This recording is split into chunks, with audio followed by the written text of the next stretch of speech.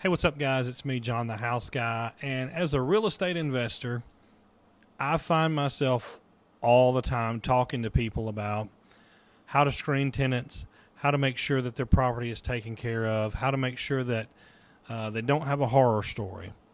And today I have to just bare my soul completely and say I have dropped the ball on one of my properties. And I'm going to show you the aftermath. And this is what I would consider probably the worst case scenario. What I say to people all the time is, if you'll screen your tenants, make sure that they're, pay on time and they have a good, clean employment history and a good, clean background check as far as criminal history, and even drive by their place and make sure that their house is clean, that you pretty much can't go wrong. And then the people who have horror stories, this is my line that I always say to my investor clients. What you have to ask yourself is, well, who gave those people the keys? And that's me. I gave these people the keys. I have to take 100% ownership of this. And I am. I don't have any problem. And that's why I wanted to make this video for you, just to say, hey, even with those things in place, I have had the worst case scenario take place. Now, let me just tell you how I kind of got to this, and then I'm going to show you the video, and you'll be able to see the walkthrough video that I took the day after I evicted these tenants. What you're going to see, what happened, let me just say what happened first is I rented this house to these tenants like 5 years ago. And 5 years ago, these folks approached me and said, hey, can we pay rent 1 year in advance? And of course, I was like, that's great, because this is right after I had just bought the house, and I had rented it to a couple, and they had leased it for a year, and then they moved out, and then I had a lady to lease it on a short term for like 4 months, and the house was in great shape. We had kind of done a lot of work to it before. And then these folks said, well, hey, we want to move in, and we've got some money. We want to do a year in advance to pay up. And I was like, okay, great, that's fine. I thought, well, that works, right? We don't have to worry about the rent. And so for the first year that they lived there, I was going about every 3 months, and I would check my filters and check my alarms and do all the things that I recommend to all my investor clients. Go in there once every 2 or 3 months and just spray for bugs and check the place out and check the vents and, make sure everything's on the up and up. I had done that for like a year with these folks, right? And they were good. Everything was good. Every time I went over, the house was clean. They were taking great care of the place. And I thought, well, all right. And then over time, just got busy and for whatever reason, neglected to go back and do my follow-ups. And then as time marched on, they had some more kids, and then we had the first indication that I had that things were not going like they needed to was the rent started becoming later. And then we put them on I like these folks, I put them on a weekly rental plan. And I'll do that. I've done that before, where you put folks on a weekly rental plan. They pay a certain amount every week. It's a little bit higher than the monthly rent, so you're making a little extra money, and you don't have to, have as many late fees and deal with that as much. So I put them on that, and then that started getting to be a problem. And then the summer of 2021 got a notice from the city that said that our grass had to be cut, that it was a nuisance and a health hazard. And I had not ridden over there. And again, all that's on me. I should be checking these places out. I should be doing my part. But I had not gone by there in quite a while. Got this notice and sent them a notice and said, look, the grass has got to be taken care of within 48 hours, or you guys need to just go ahead and move. And they somehow got it cut and got it taken care of. And then from there, I kind of noticed like, things are not like they need to be. And so we went through the eviction process and got them out. And then what I'm going to show you in this video is the walkthrough video that I took of their house when it was over. It was destroyed.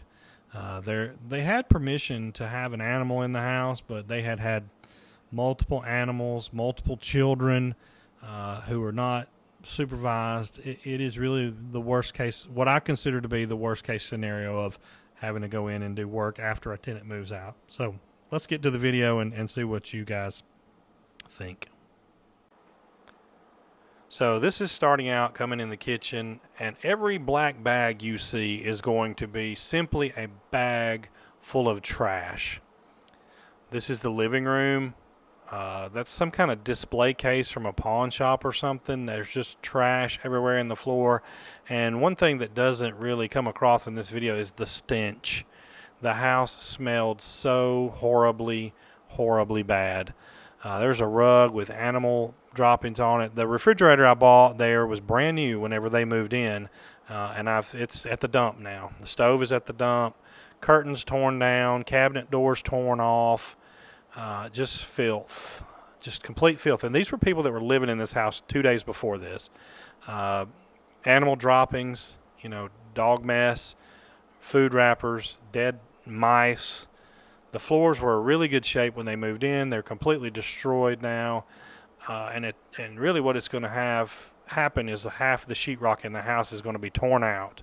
And the trim is all going to have to be replaced just to get the house back in order.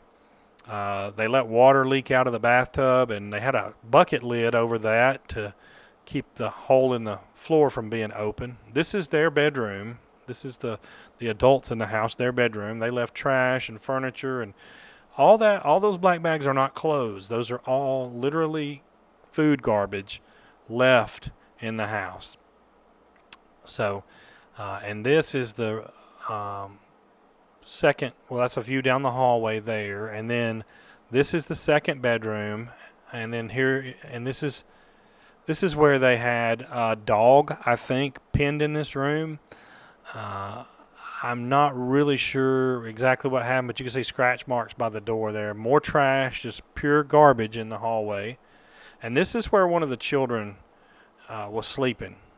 So we did report this to the proper channels of authority to make sure that those children are being looked after. Kids wrote all over the walls with crayon and just stuff strewn everywhere.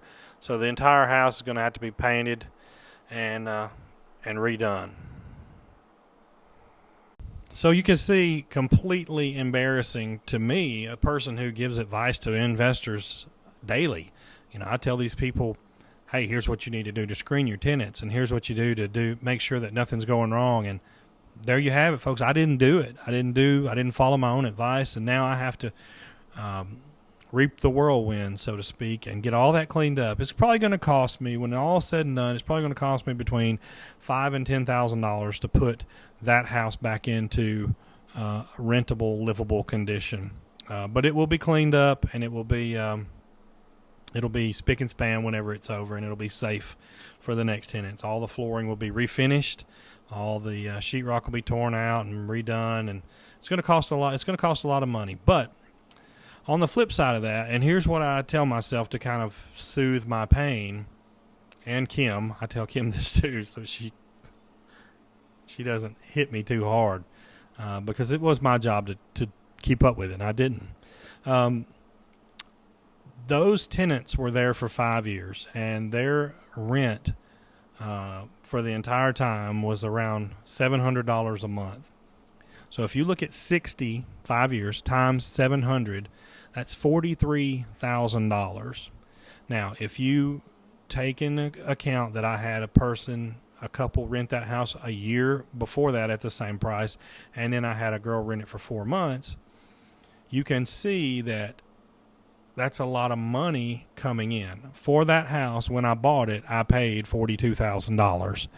And I put about $1,700 in it to paint it and get it ready to go. So over the course of the time that they were there, even though they trashed it, they paid for it. So we own that house free and clear now, and then I can reinvest some money. I'll be able to catch the rent up to normal, more along the lines of market rent. Is it aggravating? Yes, but it's really my fault, and we call that tuition paid. I'm going to have to pay my tuition here to learn this lesson on the worst case scenario. But ultimately, I still think it's worth owning the house. Now, I'm going to have to be more diligent about going to my properties, checking on things, and that is definitely something that I'm working on now to get a system lined up so that I can have more frequent checks to make sure our properties are being taken care of, so we don't have to spend that unnecessary money later. So if you are a real estate investor, heed my advice, because I didn't heed my own advice. Check on your properties at least once a quarter. You have the right to go over there and check the filters. You have the right to go over there and spray for insects. You have the right to go over there and make sure the house is in order. Let your tenants know that you're coming ahead of time. Schedule it. Make sure that they are aware. And if nothing else, then at least once every 3 months, your house is being put in decent order, or you're getting rid of problem tenants. So, if I can help you anyway with any kind of real estate needs, please don't hesitate to get in touch with me. I hope this video will help you in some way to manage your properties better than I have managed this one. And I look forward to speaking to you and bringing you some more content in the future. Click like and subscribe if this video has helped you at all. Follow me on social media at John the House Guy, no H in John, Jon the House Guy. And you guys have a great week. God bless.